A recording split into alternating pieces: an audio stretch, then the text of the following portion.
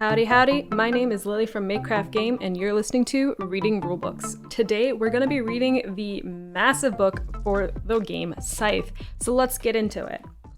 Scythe is a board game set in an alternate history 1920s.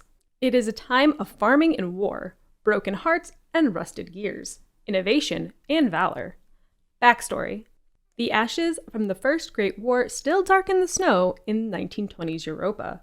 The capitalistic city-state, known simply as the Factory, which fueled the war with heavily armored mechs, has closed its doors, drawing the attention of several nearby countries. With characters from 5 factions converging onto a small but highly desired swath of land, who will gain fame and fortune by establishing their empire as the leader of Eastern Europa. Object of the game. In Scythe, each player represents a character attempting to make their faction the richest and most powerful in Eastern Europa. Players explore and conquer territory, enlist new recruits, produce resources and workers, build structures, and deploy monstrous mechs. A game of Scythe typically begins with players building up their infrastructure, exploring the world, then engaging each other in combat. The game progresses as players place stars, achievements, on the board, and it ends when a player places their 6th star on the triumph track. You can earn a star for accomplishing any of the following: complete all 6 upgrades, deploy all 4 mechs, build all 4 structures, enlist all 4 recruits, have all 8 workers on the board, reveal 1 completed objective card, win combat up to 2 times, have 18 popularity, or have 16 power. Goal. The goal is to have the greatest fortune at the end of the game. A typical winning fortune is around $75. You can accumulate coins during the game, but you will earn most of them during endgame scoring in the following 3 categories: every star token placed, every territory controlled, and every 2 resources controlled. The amount of coins you earn depends on your level on the popularity track.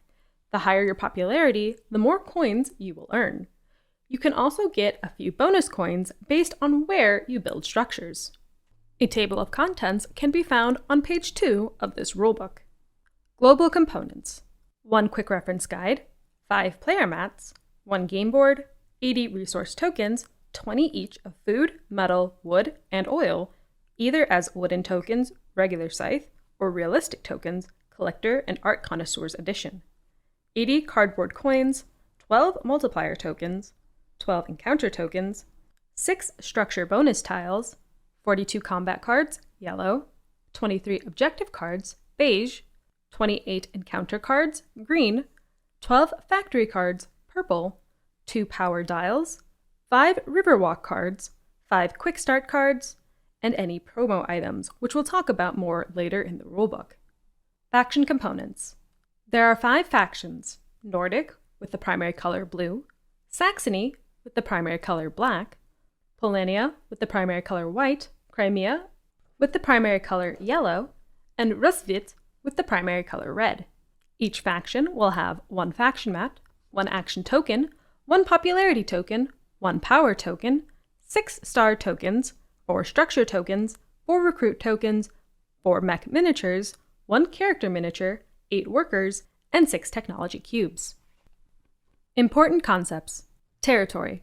A territory is a hex on the board labeled with one of the following terrain types: farm, forest, mountain, tundra, village, lake, and factory. The primary terrain types include farm, forest, mountain, tundra, and village. Home base. You have a home base that serves as a starting point and as a place to retreat after losing combat. It is not a territory. A home base is not a territory, so, by default, you cannot move units, build structures, or deploy mechs onto any home base, including your own. Expansion factions. There are 2 home bases on the game board without corresponding pieces. These are placeholders for expansion factions. Control. You control a territory if you have at least 1 unit there, a character, worker, or mech, or if you have a structure there with no enemy characters, workers, or mechs. Only 1 player at a time can control a territory. Resources. Resource tokens, wood, food, metal, and oil, remain on the board once produced. You may only spend resources from territories you currently control. Spend resources from any territory you control. You can spend resources on territories you control for actions related to territories anywhere on the board. For example, you can spend 3 metal tokens you control on one or more territories to deploy a mech on the same or a different territory if you have a worker on that territory. Supply. When you spend a resource, remove it from the board and place it in the general supply at the side of the board. When you produce or trade for a resource, details in the top row action section, move it from the supply to the territory where it was produced. There are no limits to the number of resources tokens in the game. Use multiplier tokens as needed. Workers aren't resources. Resources are wood, food, metal, and oil. Workers are not resources. Example of resource control. In the image found on page 4, the Nordic faction controls each of the territories on which it has one of its units or structures. Blue pieces, including the character miniature with the blue base. It can spend any of the resources on those territories. It cannot spend the metal tokens on the territory on the bottom left because it does not have a unit or structure there. Types of units. Each of the 3 unit types in the game, characters, mechs, and workers, share 2 key similarities. They can move around the board, not over rivers or onto lakes by default. They can transport any number of resource tokens. Each type of unit also has some unique traits that aren't shared by other unit types. These concepts will be explained in detail later in the rules. Characters can engage in combat, can have encounters, and, once per game, gain a factory card if they end their movement on the factory. You are represented on the board by your character. You have been sent on a mission by your faction's leader to claim the uncharted lands surrounding the defunct factory. Mechs can engage in combat and, when moving, can transport any number of workers. Mechs cannot transport your character. Mechs are built for war, and for discouraging other factions from engaging in war with them, and they're big enough that they can carry workers within their iron shell. Workers can produce resources and more workers, deploy mechs, and build structures. These are the people of the land who have joined your cause to build an empire for you. A visual cue in Scythe is that tokens that take part in combat are made out of plastic, characters and mechs. All other tokens are made out of wood to show that they do not take part in combat, worker, resources, and structures. Setup. Board setup. Encounter tokens, green compass. Place 1 encounter token on each territory marked with an encounter symbol on the board. 11 total tokens. Resources and coins. Place resource tokens, wood, oil, food, and metal, and coins and multiplier tokens in a supply area next to the board. Combat cards, yellow. Shuffle the combat cards and put them on the top right corner of the board. If a combat card would need to be drawn from an empty deck, first shuffle the discard pile to create a new deck. If both the deck and discard pile are empty, no cards are drawn. Factory cards, purple. Shuffle the factory cards and randomly select X cards face down, where X is the number of players plus 1. Place those cards on the board face down and return the rest of the factory cards to the box without looking at them. Encounter cards, green. Shuffle the encounter cards and place them on the board in the bottom left corner. Objective cards, beige. Shuffle the objective cards and place them on the board on the allocated spot in the bottom edge. Structure bonus tile. Randomly select one of the structure bonus tiles and place it face up at the bottom of the popularity track. Faction selection. Randomly shuffle the faction mats and player mats. Then deal 1 of each to each player.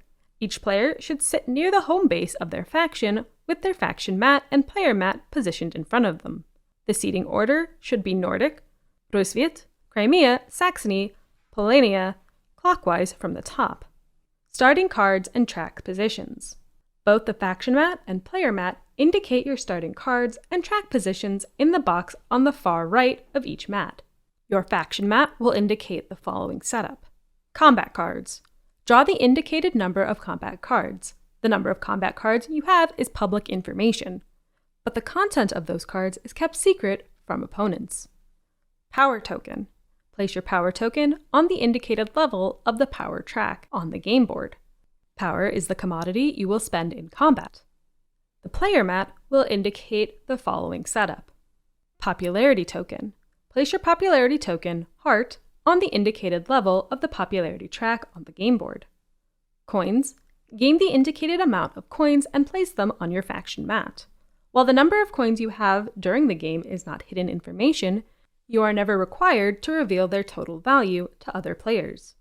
The decisions you make in Scythe are not impacted by each of your opponent's coin totals. Objective cards. Draw the indicated number of objective cards. The content of those cards are kept secret from opponents. After all players have drawn their objective cards, return the objective deck to the board. Character. Place your character, miniature with the person and animal, on your faction's home base. Workers. Place one worker on each of the territories connected to your home base by land, a total of 2 workers. Player mat. Your player mat is where you'll be choosing actions during the game. Technology cubes. Put 6 technology cubes on your player mat on the green boxes that have a black square in the bottom right corner. Workers. Your remaining 6 workers, meeples, go on the rectangles above the produce action. Structure tokens. Your 4 structure tokens, wooden buildings, armory, monument, mine, and mill, go on top of the corresponding boxes. Each player has the same 4 structures. Action token.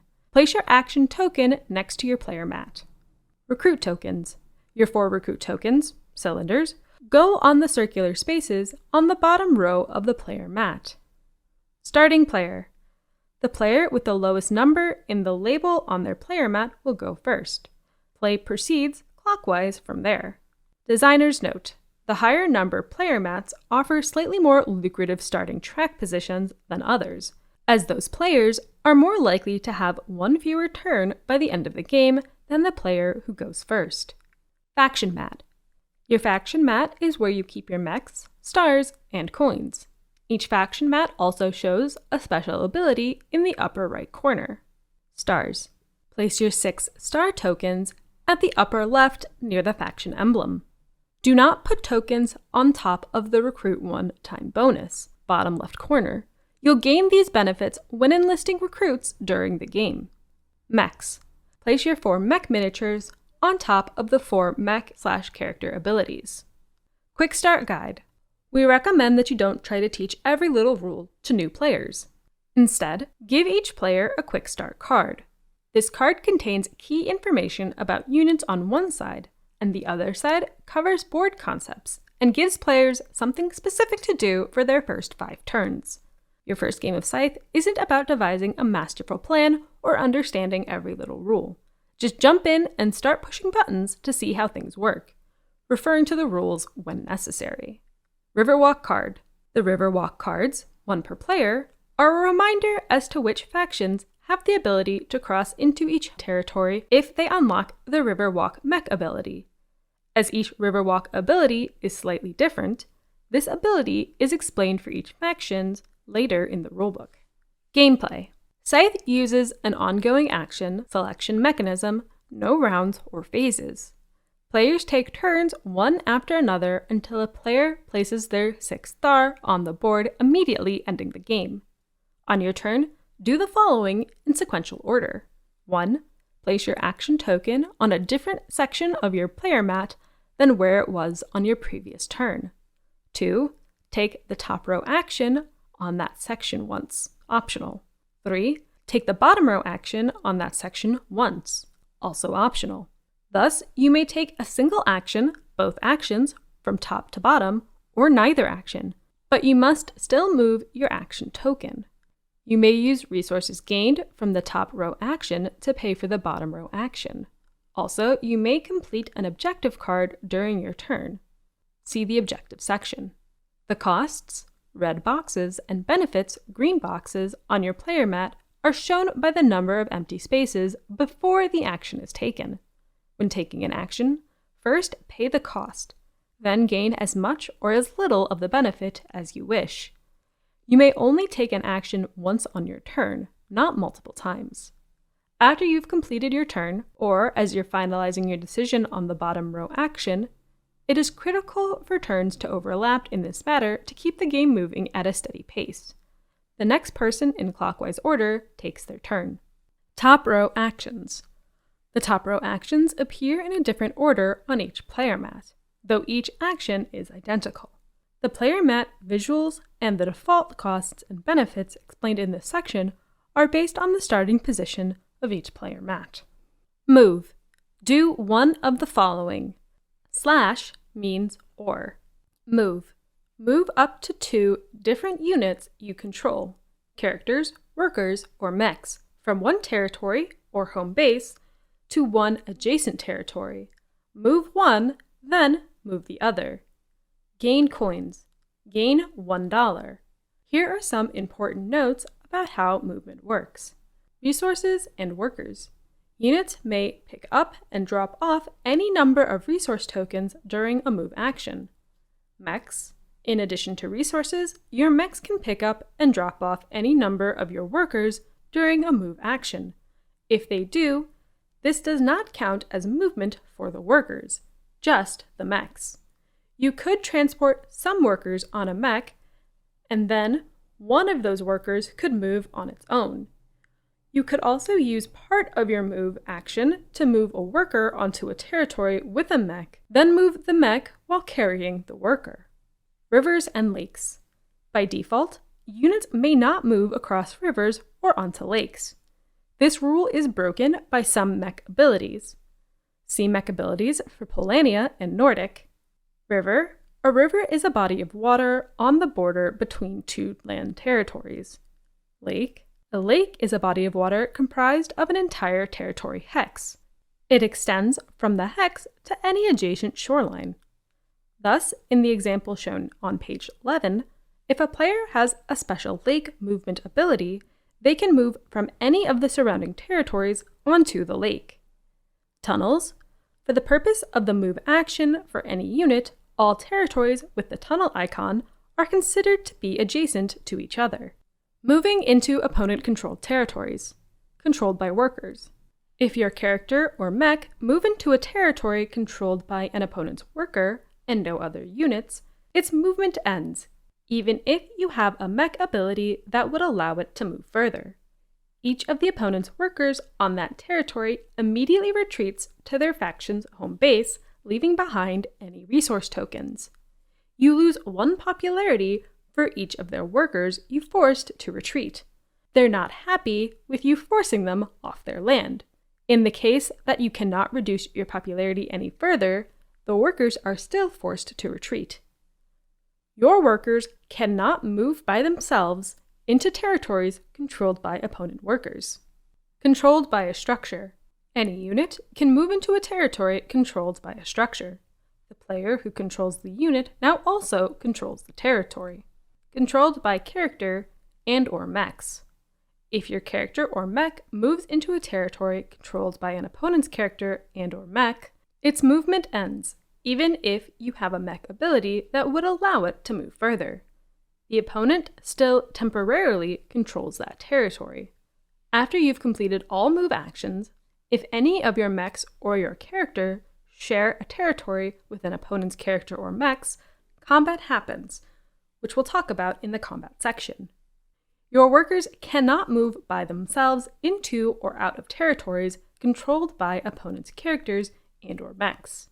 Home base. By default, you may not use the move action to move any units from the board into any home base, including yours. Encounters. If you move your character into a territory with an encounter token, their movement ends, and they cannot move again this turn.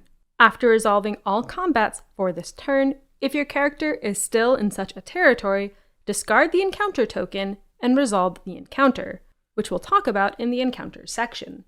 No limit. There is no limit to the number of same faction units that can be on a territory. Bolster. Pay the cost, $1, and gain one of the following. Power. Increase your power by 2 on the power track. Power is the commodity you will spend in combat. Combat cards. Draw 1 combat card. Combat cards are used to augment the power you spend in combat. You may spend up to 1 combat card per character or mech in combat. If a combat card would need to be drawn from an empty deck, first shuffle the discard pile and create a new deck. If there is no discard pile, no cards are drawn. Trade. Pay the cost, $1 and gain one of the following. Resources. Gain any 2 resource tokens, any combination of oil, metal, food, and/or wood, and place them on any territory you control with at least 1 worker on it. You may not take the trade action to pay for resources if all of your workers are on your home base. Popularity. Increase your popularity by 1 on the popularity track. Popularity is a commodity used in encounters, and it determines your scoring multiplier at the end of the game. Strategy tip. While producing with workers will provide the bulk of most players' resources, trading has some benefits over producing that should not be underestimated. For example, trading for a desired resource is sometimes preferable to moving a worker to a territory that provides that resource. The action that you would have spent on movement can now be used for something more productive. Trading also allows players to access resources that aren't available in their homeland. Produce. Pay the cost, depending on what is shown on all exposed red rectangles before taking the produce action. Choose up to 2 different territories you control, and all workers on those territories may produce. On the territories you selected for production, each worker may produce 1 token. The resource token is placed on the territory where it was produced. If a worker produces another worker by producing on a village, after paying the produce cost, pick up the leftmost worker of the produce action on your player mat and place it on the village. If the terrain type is mountain, then it produces metal. If it is farm, it produces food. If it is tundra, it produces oil. If it is forest, it produces wood. And if it is a village, it produces a worker. The lake and factory terrain types do not produce anything. Example, if you choose to produce on 2 territories, a farm with 1 worker and a mountain with 2 workers, you will produce 1 food on the farm and 1 or 2 metal on the mountain. Payment is required. As is the case with any action, you must be able to pay the full cost to take the produce action. If you don't have the coins, popularity, and/or power, you must take other actions instead. No limit. Any number of resource tokens or workers can be on a territory. There is no limits to the number of resource tokens in the game. If necessary, place a multiplier token next to the resource tokens on the board. Workers are permanent. Once you have a worker on the board, you cannot return it to your player mat.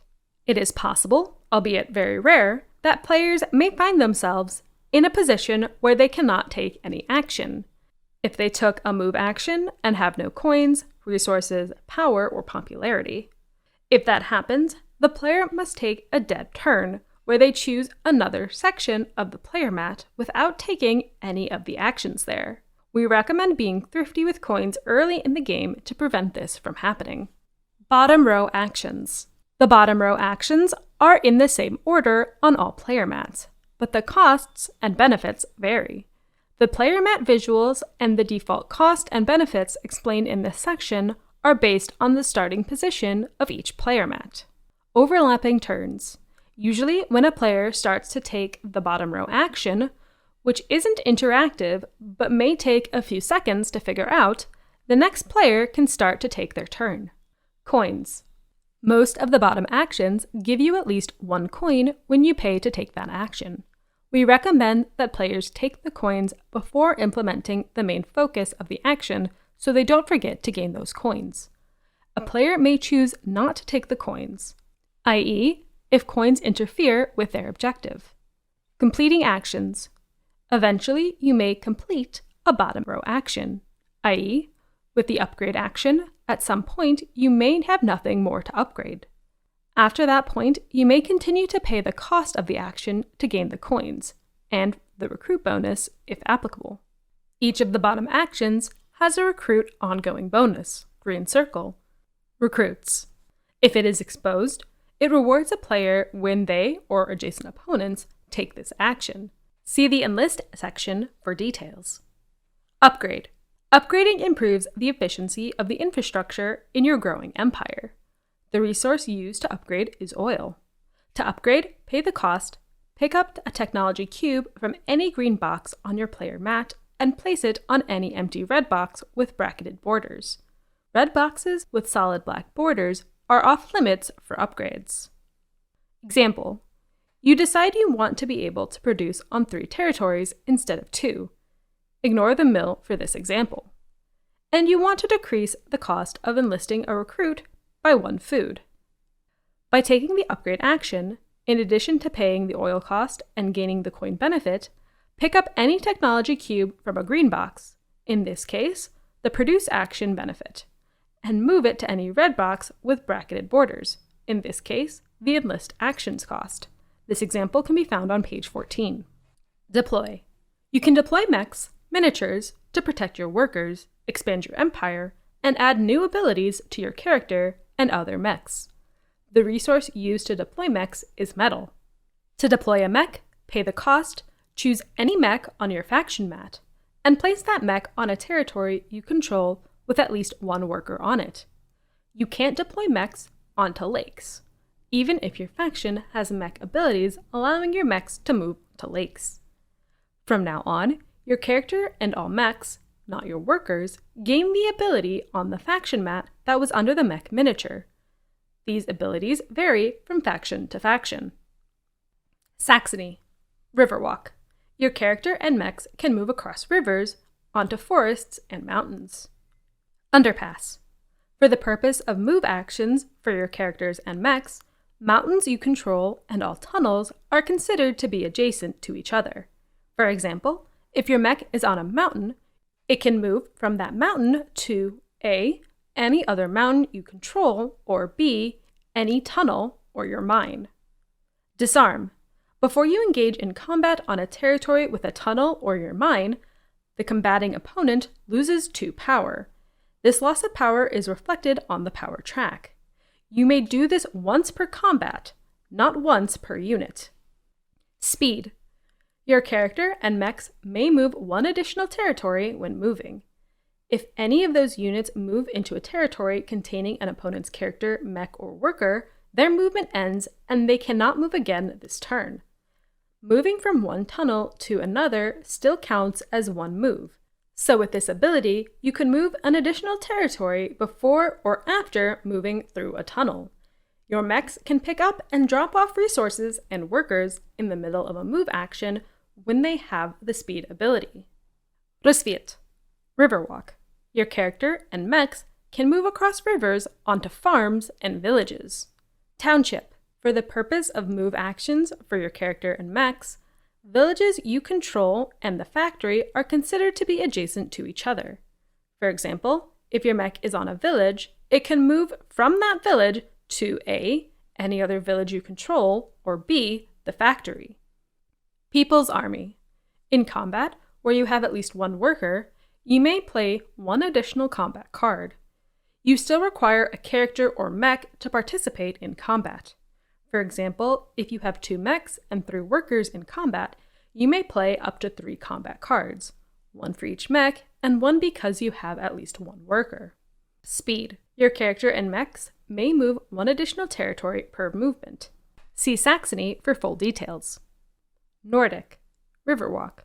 Your character and mechs can move across rivers onto forests and mountains. Seaworthy. Your character and mechs can move to and from lakes and retreat onto adjacent lakes. You may still also retreat those units to your home base. This allows for lake hexes to be treated the same as other territories for movement. If a mech transports workers onto a lake during a move action or when retreating, or if a character or mech transports resources onto a lake, you may not leave those workers or resources on the lake after moving off of it, nor may a worker move off of the lake without the assistance of the mech. Lakes are territories, so if 2 factions have a lake movement ability, it is possible for combat to happen on a lake. You cannot build a structure or deploy a mech on a lake. Artillery. Before you engage in combat, you may pay 1 power to force the combating opponent to lose 2 power. This loss of power is reflected on the power track.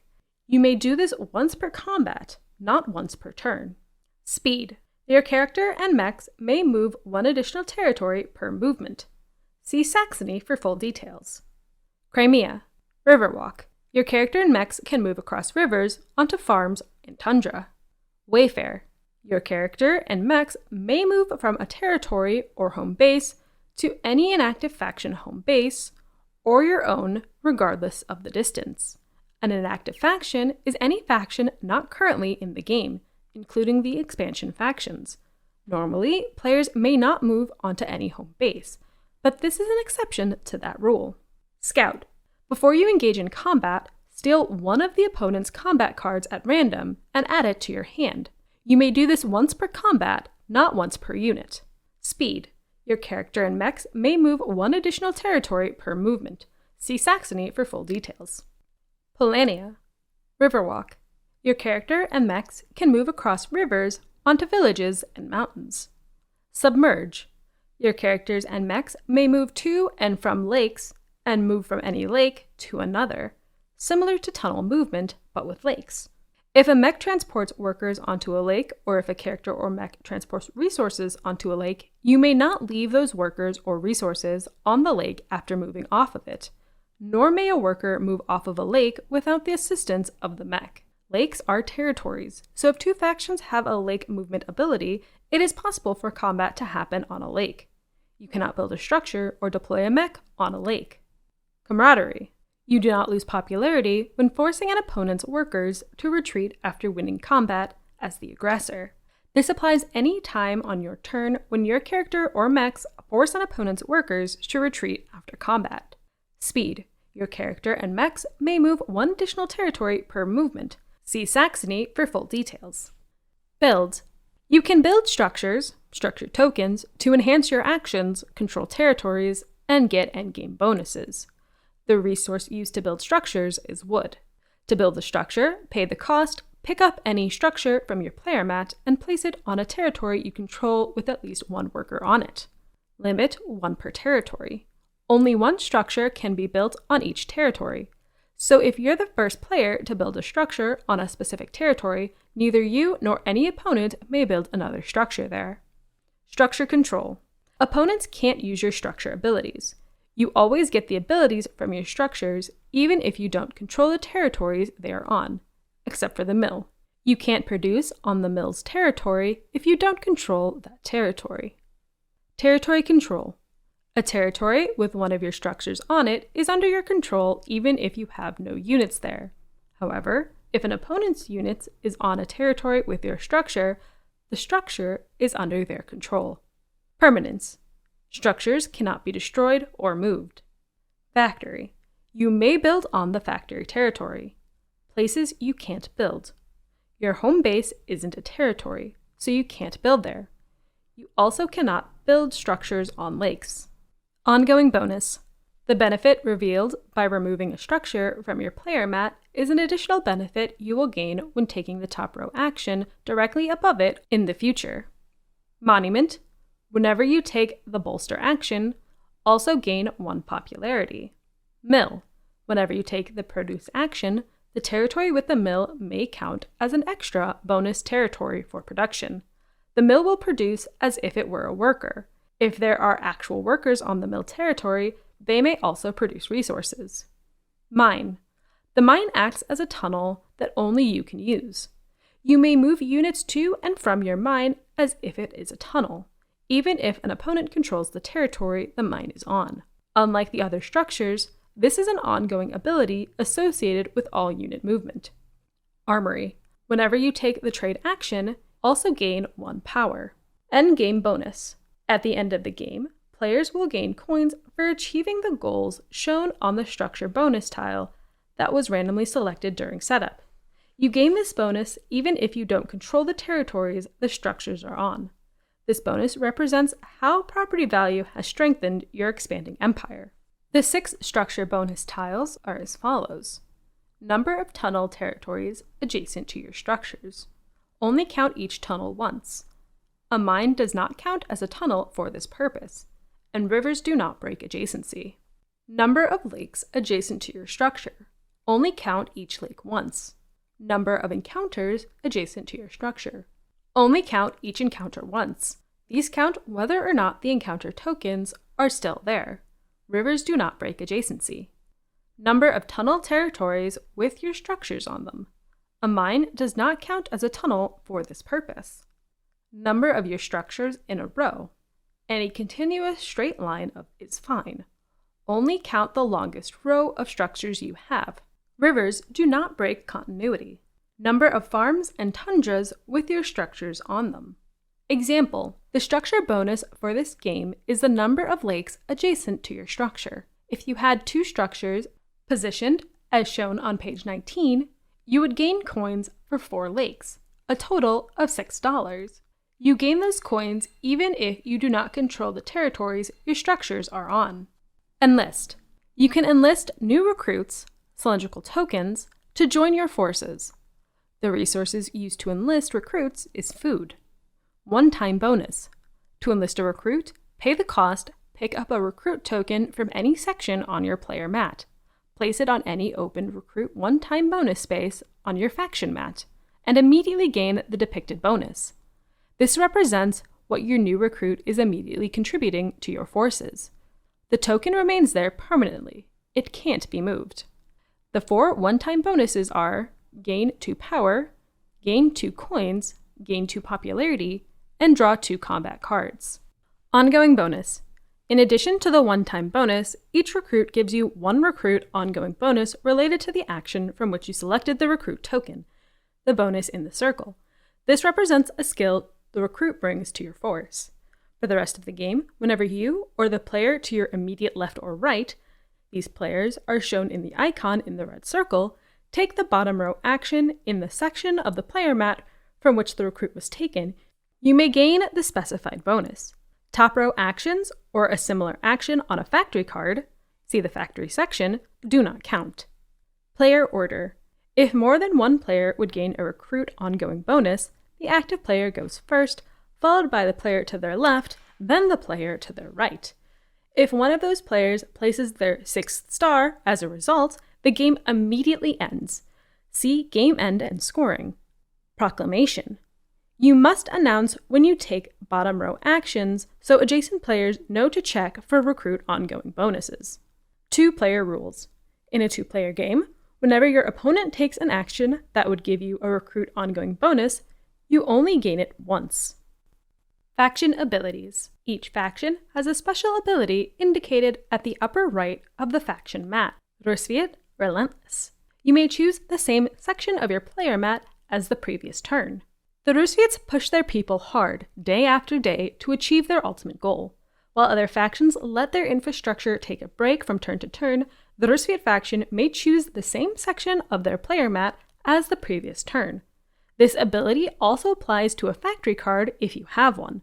See factory section. Crimea, Coercion. Once per turn, you may spend 1 combat card as if it were 1 resource token. The Crimean faction has a long-standing tradition of selling information to the highest bidder. They may spend 1 combat card per turn as if it were a resource to pay for something, 1 combat card to any 1 resource token, regardless of the number on that combat card.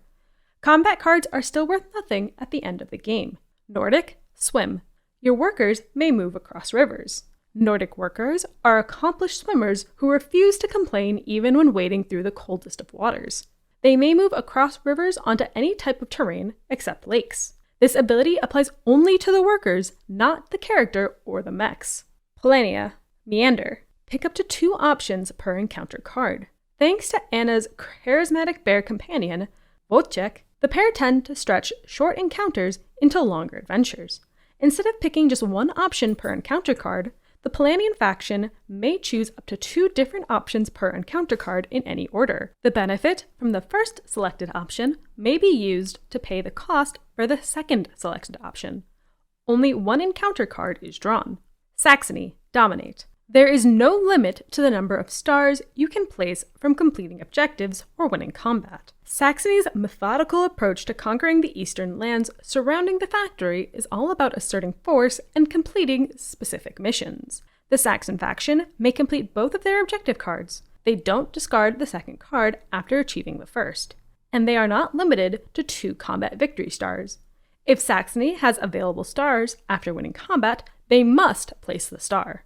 Designer's note. One of the subtle benefits of some of these factions' abilities is that they help to teach and remind players of the global rules of Scythe by breaking those rules. For example, when you read that the Rustviet faction can choose the same section of their player mat on subsequent turns, you also learn that under normal circumstances, you can't choose the same section twice in a row. In a game with lots of rules to remember, I found that these subtle reminders really help. Combat. Combat may happen at the end of a player's move action, after all units have moved, but before the player takes the bottom row action.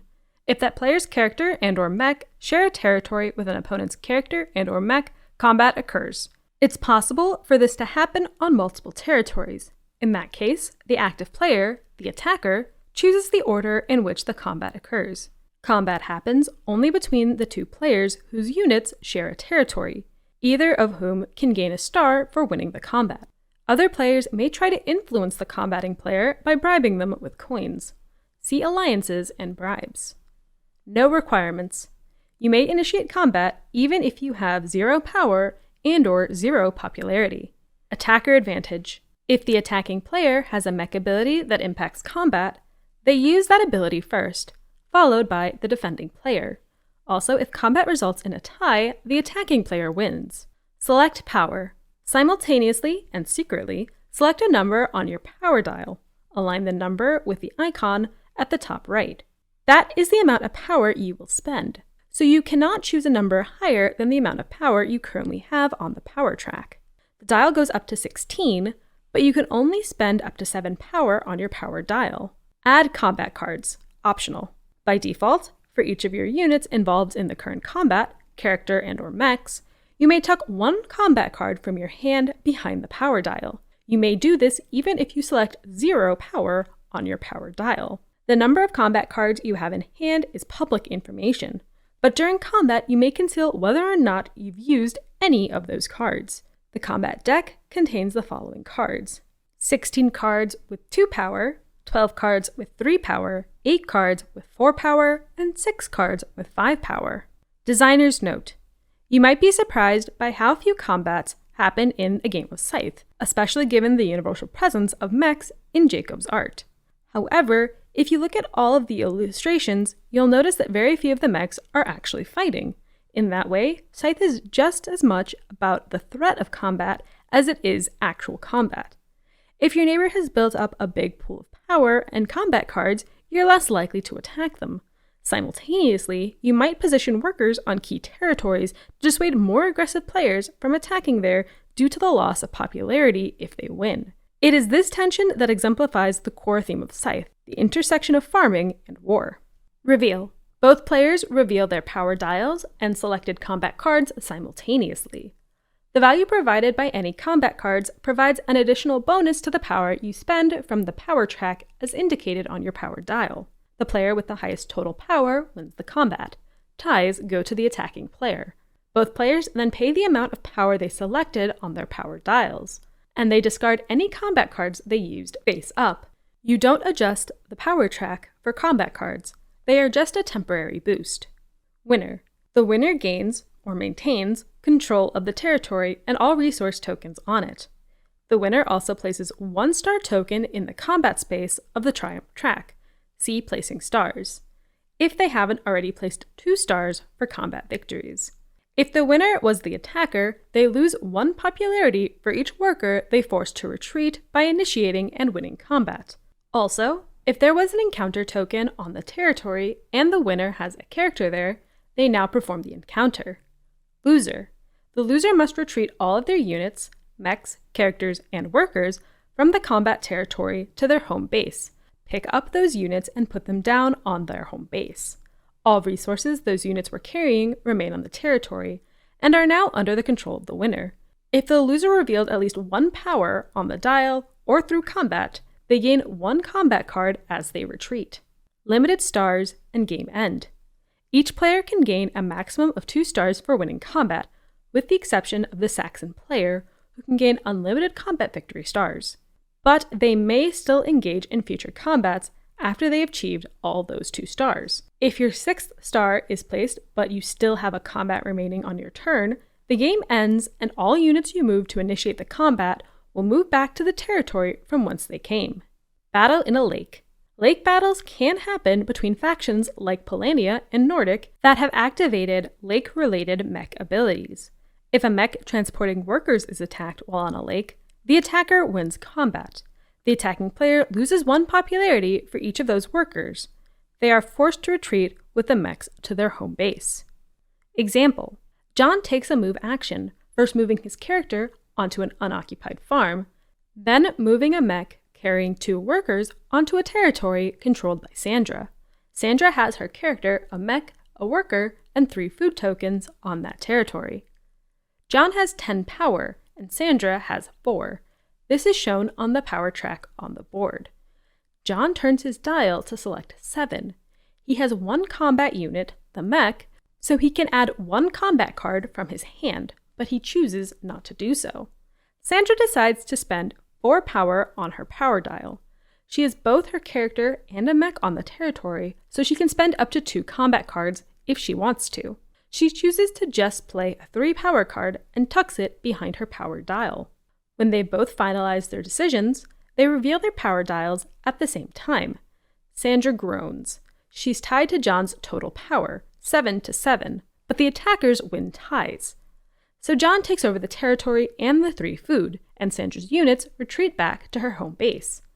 John loses 1 popularity because, as the attacker, he forced 1 worker to retreat. He also places a combat victory star on the board.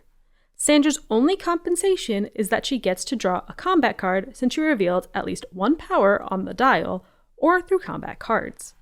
Strategy tip: just because an opponent has a lot more power than you doesn't necessarily mean they'll win in combat against you.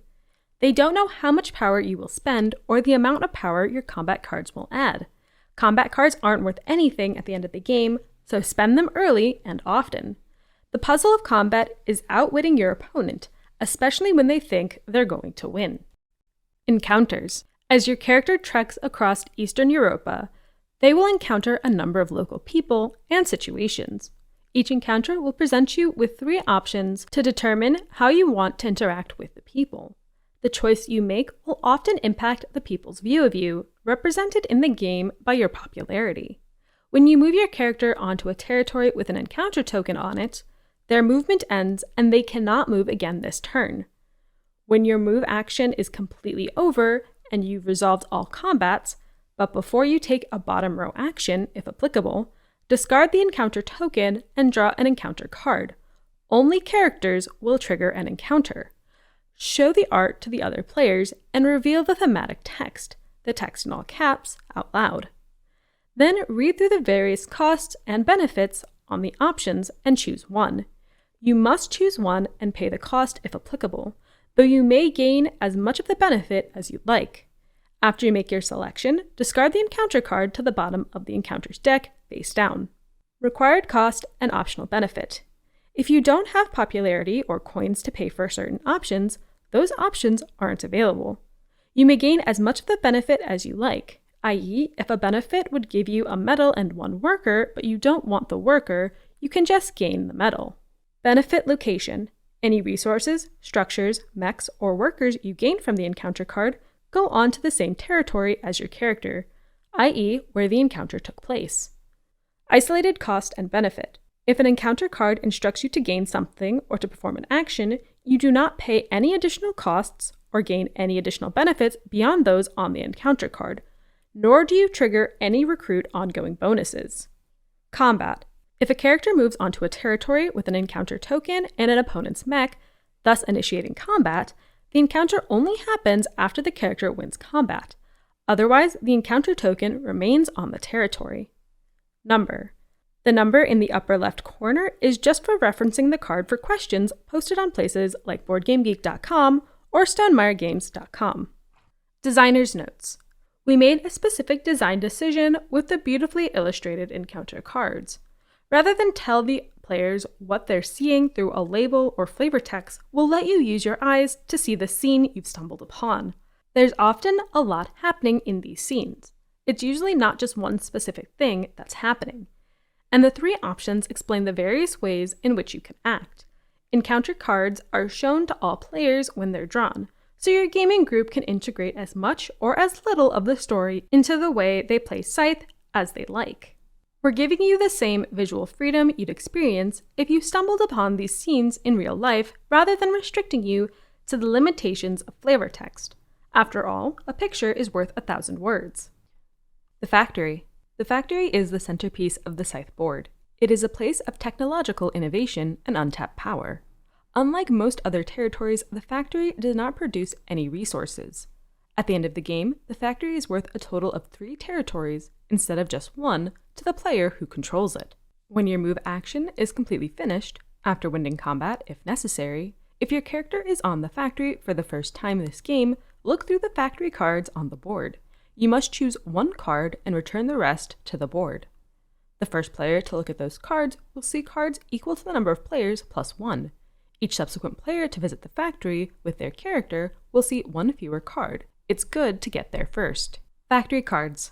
Each Factory card is the equivalent of a 5th section of your player mat.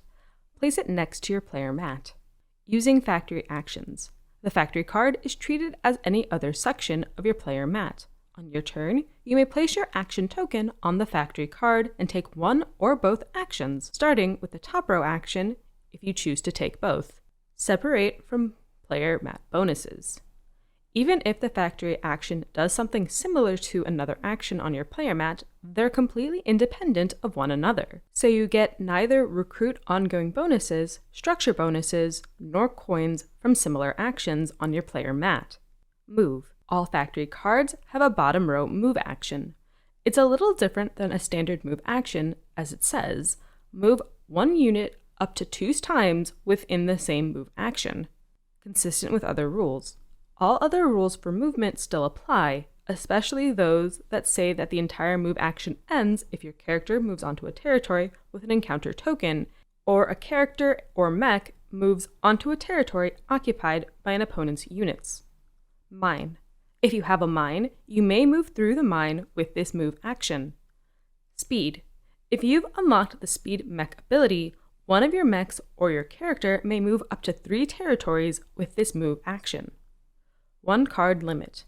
You may have, at most, 1 Factory card, the one you choose the first time your character goes to the Factory. Permanent selection. Your selection is permanent. You may not switch your Factory card for another card if your character ends a future move action on the Factory. Example. The Factory card on page 25 allows you to pay 1 popularity to enlist a recruit or perform an upgrade, or skip the top row action. Then you may move any 1 unit up to 2 times. Strategy tip. Don't underestimate the power of being able to move every turn. Without a Factory card, you can only move once every other turn, but once you get that card, you become much more nimble and responsive than players without that capacity. Objectives. Each player starts the game with 2 objective cards that are kept secret from the other players. You may reveal a completed objective card during your own turn before or after you complete a top or bottom row action. If you do, place 1 star token on the objective space of the Triumph track and discard the card along with your other objective to the bottom of the objective deck. You can only achieve 1 objective star, unless you're the Saxon player, who can achieve up to 2 objective stars. You may wait to reveal your completed objective if you wish, but you must meet the entire objective requirement at the time you reveal it. Designer's note. It may seem a little odd that each player has 2 objective cards, but may only complete 1 of them. There are a few reasons for this. The alternative would be to have each player draw 2 cards at the beginning of the game and keep 1. However, I prefer not to ask players to make decisions before the game begins, as it makes the game more welcoming to new players and gives experienced players more freedom depending on how the game starts to play out. The second is that it gives players the flexibility to change strategies mid-game. Maybe you were pursuing one strategy, but that strategy didn't end up working out. No problem, you still have another objective card to use. Alliances and bribes. Players may make informal agreements, i.e., I won't attack you this turn if you don't attack me next turn. The only tangible items that may be exchanged are coins. In tournament play, coins may not be exchanged for deals or alliances. You can't negotiate your way out of a combat that has already begun. That is, if a player moves their character and/or mech onto a territory you control with your character and/or mech, at the end of their move action, the two of you must engage in combat. You can't pay them off at that point, though you could try to influence the outcome. Agreements made between players are not enforceable. Placing stars. When you reach a pinnacle of empire building, your faction rewards you with a star. Stars are worth coins at the end of the game. Here are the ways to place stars as shown on the Triumph track. Complete all 6 upgrades, deploy all 4 mechs, build all 4 structures, enlist all 4 recruits, have all 8 workers on the board, reveal 1 completed objective card, win combat up to 2 times, have 18 popularity, have 16 power. When you achieve one of these goals, you must place a star on the appropriate space on the Triumph track. You cannot lose a star after you've placed it. For example, if you place a star for reaching 18 popularity, and you later drop below 18, the star remains on the track. By default, each player may complete each of these goals exactly 1 time. Having a star on a goal does not prevent other players from placing their stars on the same goal. Strategy tip. You can't place more than 6 stars, so it's generally better to focus on completing 6 specific goals than trying to do a little of everything. Game end and scoring. The game immediately ends when a player places their 6th star token, even if they have other things they could do that turn or other things that would happen afterwards. Edge cases. If the 6th star comes from taking a bottom row action, gain the primary benefit, the coins, and the recruit ongoing benefit before placing the star. If you have units, characters, mechs, or workers remaining on a territory with an opponent's units from a move action, you must undo that portion of your move action, returning the units to the territory they moved from. If you place a star for total popularity or total power as a recruit bonus on an opponent's turn, that placement happens after the opponent takes the action, i.e., build a structure, in clockwise order, and only if that opponent didn't place their 6th star by taking that action. Sample scoring round. The first time you play Scythe, we recommend that you run a sample scoring round during the game so players have a feel for the actual endgame scoring in advance. After any player places their first star, pause the game to let players calculate their current score. This is just for the sake of example. This scoring does not actually happen until the end of game. End of game scoring. Accumulate your final fortune, coins you had before the game end was triggered plus end game coins, to determine the winner. You should have a mound of coins in front of you before announcing the total to the other players. To determine how many coins you earn for each of the 3 scoring categories, look at your level on the popularity track and pick up coins for that category. Do this on your own. There is no need for a banker. Example: if you have 10 popularity, you will earn $4 for every star you placed, $3 for each territory you control, and $2 for each 2 resource tokens you control. If you have 18 popularity, you score within the 13 to 17 popularity level. Designer's notes. Scythe incentivizes players to end the game, if possible, by making stars worth coins and denying additional turns to opponents. This may result in some opponents having 1 fewer overall turns than the players who placed their final star. Variant. Delay of game. Because of the various endgame scoring categories and their connection to popularity, it's difficult for a player to determine who is in the lead. This is intentional. However, it is possible for a player to interrupt the game to calculate the final score for each player as they plan out their next few moves. That's not fun for anyone. The delay of game variant says that if a player delays the game, while the game is being played, not during endgame scoring, for more than 10 seconds by trying to calculate the final score, they lose 2 popularity. Scoring categories. Coins in hand. The coins you accumulated during the game count for endgame scoring. Every star token placed. Gain coins for every star token you placed during the game. Every territory controlled. Gain coins for every territory you control, including lakes. Home bases aren't territories. You control each territory where you have a worker, mech, or character, or where you have a structure but no enemy units. Factory. At the end of the game, the factory is counted as 3 territories to the player who controls it. Every 2 resources controlled. Gain coins for every 2 resource tokens you control, i.e., if you control 13 resource tokens and have 10 popularity, you'll gain a total of 12 coins. Workers are not a resource. You control all resources on territories where you have a character, worker, mech, or a structure not occupied by an opponent's unit. Structure bonus tile. Gain coins based on the number of structure bonuses you achieved. You gain this bonus even if you don't control the territories your structures are on. Declaring the winner. Announce your coin total, and the player with the most coins wins. If multiple players have the same total, use the following as tiebreakers in order. 1. Number of workers, mechs, and structures. 2. Power. 3. Popularity. 4. Number of resource tokens controlled. 5. Number of territories controlled.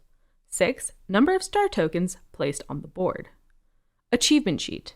The winner of the game may write their name up to 2 times on the achievement sheet to memorialize their victory. The document commemorates the first time any player wins under a certain condition, i.e., the first victory with a specific faction. Characters. You are represented on the board by your character, who has been sent on a mission to make your faction's claim to the uncharted lands surrounding the defunct factory. Each character unit is comprised of a person and their animal companion. While each of the characters appear to be functionally the same as others, their unique abilities are manifested in their respective faction and mech abilities. A full backstory for each of the characters can be found on the Stonemaier Game website, but here is a short description of each one. Anna and Wojciech, Polania Republic. An expert marksman and a helpful bear, Anna and Wojciech travel across the country during the Great War, becoming living legends as they distinguished themselves in battle and showed compassion to even the poorest farmers. With the factory shut down and rumors swirling about a growing Russian force, Anna and Wojciech have accepted a mission to ensure the unity and independence of Polania by securing the eastern border and patrolling the lands surrounding the factory. Gunther von Duisburg with Nacht and Tag, Saxony Empire. During the war, Gunther and his wolves led elite mech squads across the forest and mountains of Saxony and Europa. His name was both feared and respected, and his jacket grew heavy with medals of honor. Now that the war is over, the Emperor has asked Gunther to embark on a new adventure to the east, where he sees a fresh opportunity to expand the Saxony foothold on the unclaimed lands surrounding the factory. Tag is shown on several encounter cards, but she is not part of the character miniature. Zara and Kar, Crimean Khanate, the firstborn daughter of the Khan of the Crimea Tartars. Zara is able to see through her eagle's eye, heightening her already formidable skill with the bow. Though her father was loath to adopt the factory's advances, he realized that the world was changing and he could not leave the Khanate exposed to its rivals. Reluctantly, he has tasked his daughter with an expedition to the north for the purpose of acquiring more modern technology and ensuring lasting peace for their people. Bjorn and Max, Nordic Kingdom. Bjorn, the descendant of the renowned Viking family, was saved from perishing in a blizzard by a kindly mushkox. After surviving the ordeal, Bjorn took the creature as his mount and named him Max. Together they embarked on a series of adventures across the land, serving as ambassadors to the other tribes, executing military operations, and seeking out new oil reserves. The king has now sent them southward to add new villages and farms to the kingdom, either by diplomacy or by force, as well as to explore the factory with the hope of gaining a technological advantage for future wars. Olga Romanov and Changa, Rus-Soviet Union. When Olga's first love, Viktor, went missing during the Great War, she vowed to find him again. She joined the Rus-Soviet military intelligence service with Changa, her Siberian tiger, at her side. With her intelligence and ambition, she has quickly risen through the ranks and has used her newly earned authority to launch a full-blown invasion into the Western lands, a desperate attempt to find her beloved Viktor, with the full strength of the Rus-Soviet military at her back. Highlighted rules. Resources. All units, characters, mechs, and workers can carry around resources, any number. Turns and player mats. On your turn, you must choose a different section of your player mat than you did the previous turn. Take either the top row action, the bottom row action, or both, starting with the top row action. First pay the full cost of the action, all icons on exposed red boxes, then gain the benefit exposed green boxes. If you select a bottom row action, the player to your left may start their turn while you decide exactly which upgrade, mech, structure, or recruit you will gain. Remember to take the coin from the bottom row actions. Move action. You must move different units, not the same unit multiple times. You may choose only to use part of the move action if you only want to move one unit. A mech can transport workers as part of its movement. Then one of those workers can also move. Produce action. Produce on 2 different territories. Each worker on those territories may produce 1 resource unit. So if you have 3 workers on a forest and 2 workers on a farm, a produce action generates 3 wood on the forest and 2 food on the farm. Workers. Workers are not a resource, but they are produced on villages just like resources are produced on other terrains. Just as with any produce action, first pay the full cost on all exposed red boxes on the produce action, then produce the workers by taking the meeple from your player mat left to right. You may choose not to produce a worker, as it can increase the cost of future produce actions. Once produced, workers may never return to your player mat. Trade. When taking the trade action, choose any 2 resource tokens, either the same or different types, and place them on a territory you control that contains a worker. Bolster. Gain power on the powered track or draw combat cards. If the combat card deck runs out, shuffle the discard pile to form a new deck. Bottom row actions. You may continue to pay to take a bottom row action for the coins even after you've achieved a star for the action. This will continue to trigger recruit ongoing bonuses. Upgrade. Pick up a technology cube from any green box on your player mat and place it on any red bracketed box on your player mat. Mechs. Only mechs may carry around workers, any number of workers, not characters. Mech abilities apply to all mechs and your character. Each faction has a slightly different Riverwalk mech ability. If a mech has the speed ability, it may pick up and drop off workers and resources mid-movement. Riverwalk. Each faction has a slightly different version of the Riverwalk ability, allowing them to move across rivers onto 2 specific terrain types. Structures. Only a single structure may be present on each territory. Structures cannot be built on lakes. Recruits. Gain a one-time recruit bonus when taking the enlist action. From then on, gain a recruit ongoing bonus whenever you or the player to your left or right take the bottom row action corresponding to that bonus. Combat. Only characters and mechs participate in combat. Moving a character or mech onto a territory containing an opponent's worker is not combat. Ties are won by the attacker. If the loser of combat revealed any power during the combat, either on the power dial or via combat cards, they gain a combat card. Both the winner and loser must pay the power selected on the power dial. Retreating workers. Forced. You only lose popularity for forcing an opponent's workers to retreat on your turn. That is, if you are attacked by a mech with workers on it and you win the combat, you do not lose 1 popularity for forcing each of those workers to retreat. On your turn, you may force opponents' workers to retreat even if you don't have enough popularity. Encounters. Only characters may have encounters. To choose an option on the encounter card, you must be able to pay the cost, if any. All resources, units, or structures gained from an encounter card go on the territory where the encounter occurred. Benefits from encounters do not trigger recruit ongoing bonuses. Factory. Only characters may claim factory cards, 1 per player. Actions taken on factory cards do not trigger recruit ongoing bonuses or structure bonuses. Objectives. You may reveal a completed objective on your turn. Discard the other objective card unless you're playing Saxony. Star placement. Once a player places a star on the Triumph track, it cannot be removed. Having a star on a goal does not prevent other players from placing their stars on the same goal.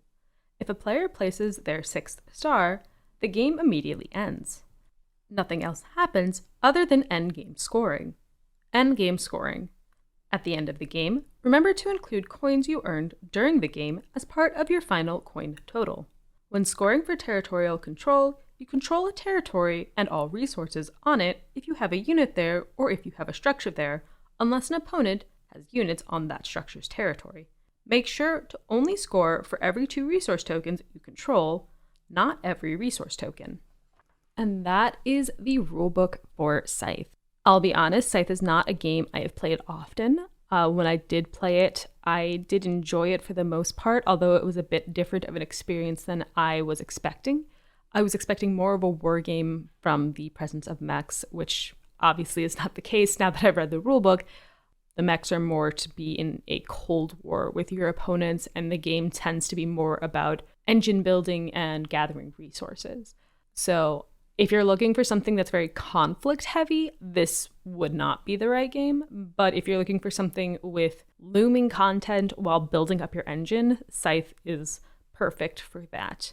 There's honestly quite a bit of resources online, from how to play videos to playthrough videos to guides that can really teach you a lot about the in-depth strategy of Scythe and show you a bit more than just the rulebook. But I hope you enjoyed listening to the episode today. If there's any specific rulebook you want to hear, leave a comment under any of the reading rulebook videos on the MCG YouTube channel. For more content, check out makecraftgame.com. And remember to like, comment, and subscribe anywhere you find me. I hope you have a wonderful day, and I'll catch you next time on Reading Rulebooks.